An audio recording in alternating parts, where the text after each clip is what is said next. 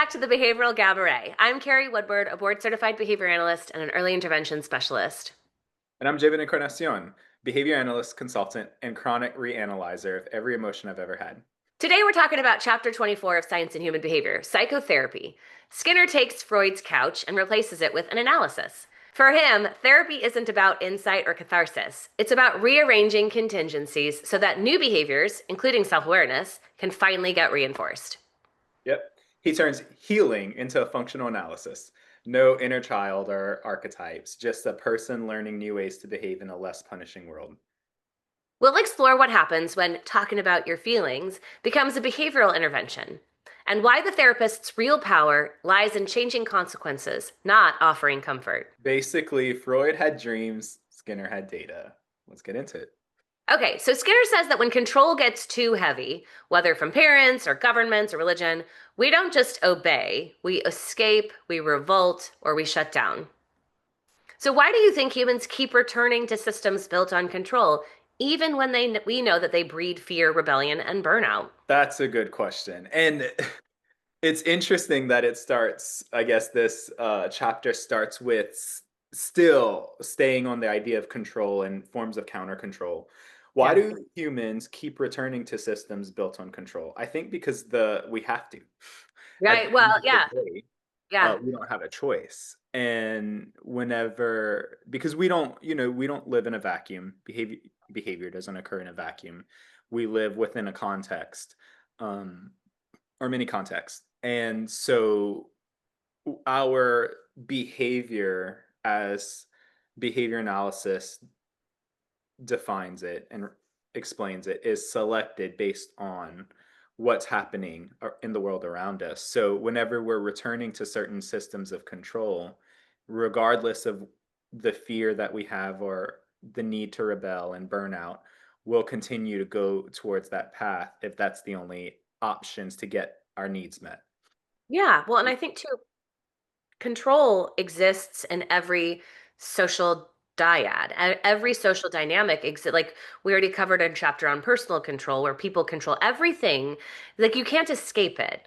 Unless you want to live by yourself on an island. And because we are inherently social people, we come back to being in these relationships where there is an element of control because that's just what happens in relationships. And I think in therapy, your therapist is just another person that is exerting some level of control. But when there is automatic negative reinforcement built in, when you feel better following an interaction with somebody or with an interaction with a group, I think that's a pretty strong consequence that gets you to keep going back. And I think that that's probably what's happening in a lot of therapeutic relationships and maybe even in religion. I don't know so much about government, but just knowing people that are in therapy, um, there's a lot of I feel better afterward, is something that I hear a lot. I was feeling confused and then I feel better. And Yeah. so that negative reinforcement of feeling better, of getting the negative emotions to be removed, has got to be pretty strong in getting people to come back into controlling relationships. Control Mhm. isn't always bad, right? It's about when it's excessive control. So there's this sort of fine line between when does it get excessive and when does counter control begin? Yeah, I think that's a really good point. And because like the word control has such a negative connotation that Yes. we we hear control as some form of manipulation, and I probably said this in the past, but the the idea of control is just from Skinner's perspective is more about what it's causing or what's occurring when we engage in certain types of responses or prevents us from doing what we want to do or how we want to live. And he interprets emotions like fear, anger, and depression as the emotional fallout of control in many instances. So they're not mysterious. And I think that's what was really radical about his approach back when it was being when he was discovering these things and whenever he was writing about it was we were in a place in psychology where introspection was the main method of therapy. And so it was more about trying to interpret things and what they meant. And kind of, I feel like conjuring different cause and effects relationships that weren't there. Whereas he said, no, I think we need to do a functional analysis. And he wasn't the only one, but he was writing a lot about how we should observe these behaviors and then figure out what's happening to cause it, and acknowledging that emotions occur in certain instances, like whenever control's too coercive. So Mhm. how does that reframe change the way we think about mental health today, especially things like anxiety and trauma? Well, I mean, the it's another we say this all the time, but it's just this the beauty of looking at it from this perspective is this idea that it's not some sort of inner thing that can't be observed or touched or fixed. That if we look at it as a result of environmental variables and excessive control being one of those, then it gives us the tools necessary to be able to make effective change. So, like, if we're looking at anxiety, rather than just saying this person has anxiety, and there's Right.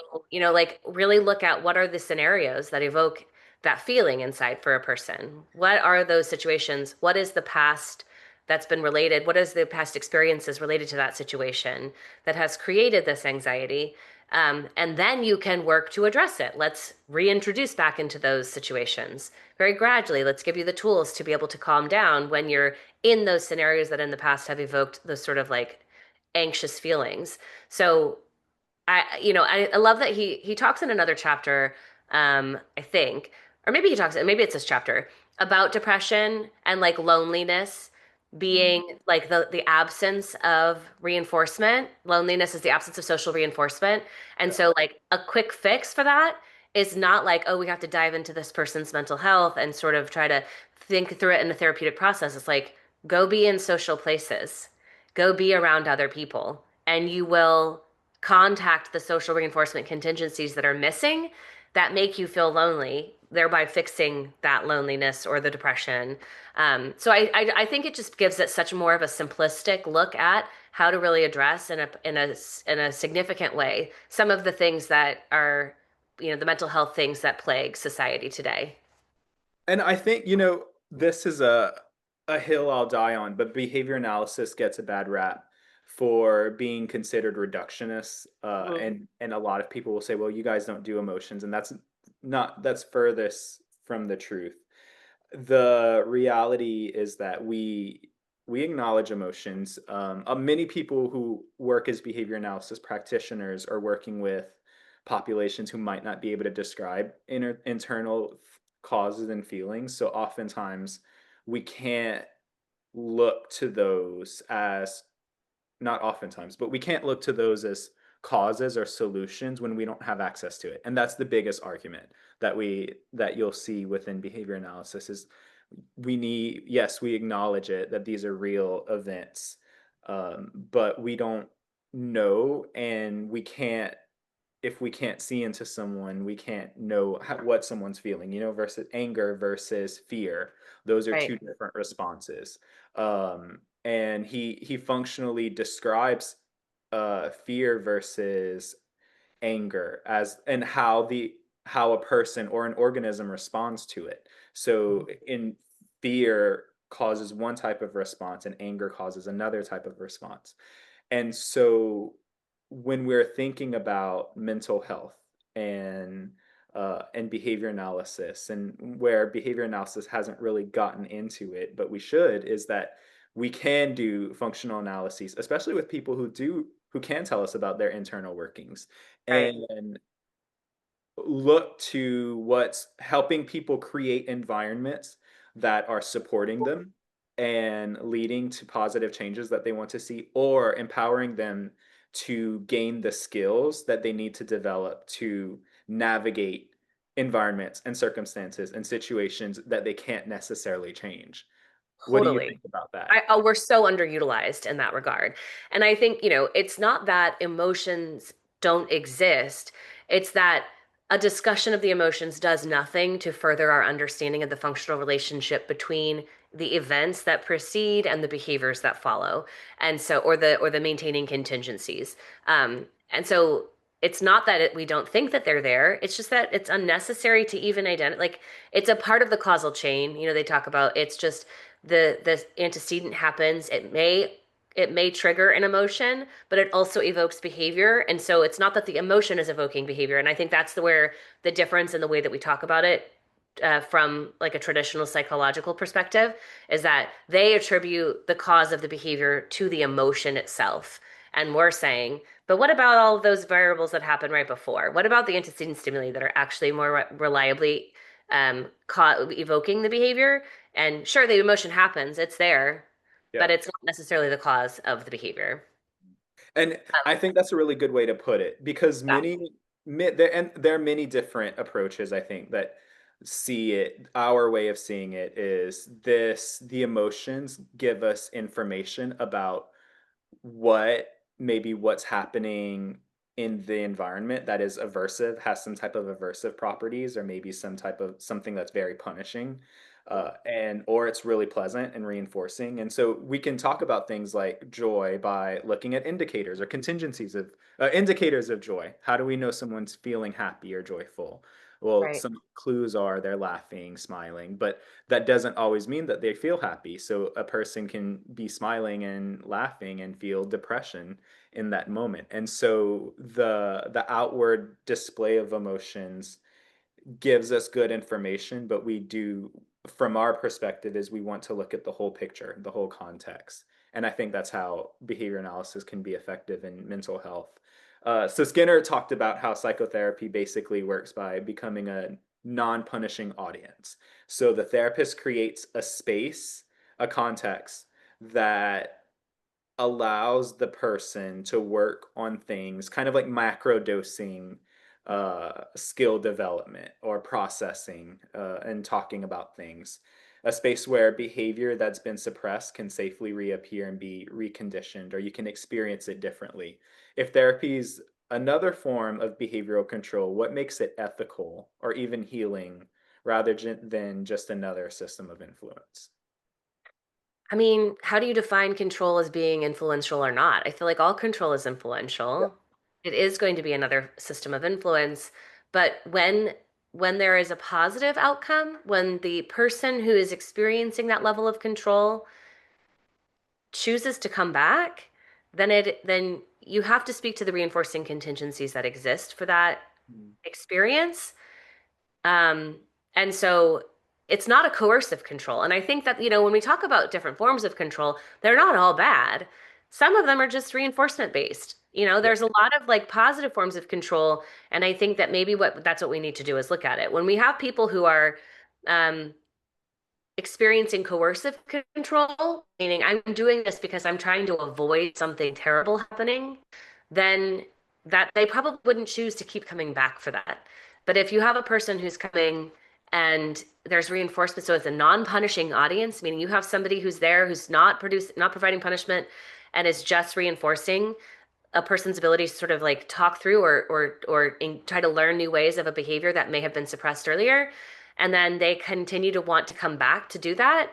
Like I don't know, I feel like when we say when the question is like if it's just another form of control, how is it not like every other system of influence? And there's just a notes that every form of control is negative. And I feel like understanding that control exists in all dynamics and through all relationships, and that some of them are positive forms of control, then we say we want to, shift the focus away from those that are coercive or negative control or aversive control and say we're going to put our energy and time into positive forms of control. Like, what do you think? Yeah, I think, I wish we had started out by using a different word instead of saying control. Yeah. Yeah. Saying, I don't know, maybe influence or I don't know. I don't know what word, but essentially what he's talking about is where there is a yoked relationship between a person and a system, or a person and another person, or a person and a group. And that yoked relationship has a way of making us behave. and respond in certain ways or not respond in certain ways. And that's essentially what he's describing. And it doesn't mean that it's manipulation. It doesn't mean that it's bad or it has a and bad impact. It's just matter of fact. Look, this is what happens. Yeah. Whenever when we get thirsty, we drink water. That's a form of control, like dry mouth. And so in the same way, when a baby cries, we go in, we shush the baby or we feed it. We meet its needs. That's what he's talking about. It's just this interaction between two organisms or an organisms in a system. So I think Well, and therapy. like the person who is attending and participating in therapy is in their own way controlling the behavior of the psychotherapist Yeah. in the way that they respond. And like the therapist's behavior has been shaped by all of their experiences with their different clients and patients. And so, maybe we talk about it in that way. It's Yeah. like it's not a coercive control. It's mutually controlling. They're Mhm. both the patient's behavior is also dictating what the therapist is going to do and say. And We so they're call both it exerting. we call it a yoked relationship Right. in school. It's the response, in the Cabas arena, the response of the student is dependent on the teacher, and the response of the teacher is dependent on the student. So it's a back and forth. I think that's how we should talk about it going forward. All right, we're rephrasing it. Reframing it. The yoked Yeah, contingent. we're redoing Skinner's analysis. No, just kidding. We wouldn't do that. No. Skinner's got too much good. Okay, so psychotherapy. We figured it out, right? Right. We're good. Right. We're ready to go out in the world and cure everybody. It's the